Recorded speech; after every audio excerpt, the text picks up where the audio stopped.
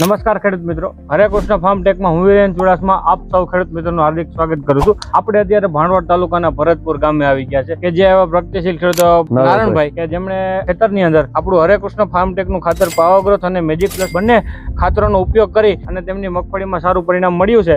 તો હવે નારણભાઈ જાતે જ કહેશે કે આ ખાતર વાપર તેમને શું ફાયદો છે. આપણે આ પાયામાં જ ખાતર વાવ્યું છે. માંડવી અત્યારે આપણે 60 દિવસની થઈ છે. આપણે 4 ઠેલી વાવી છે આપણે 5 વીઘામાં. 5 વીઘામાં 4 ઠેલી છે, 2 ઠેલી પાવર ગ્રોથ અને 2 ઠેલી મેજિક પ્લસ નો.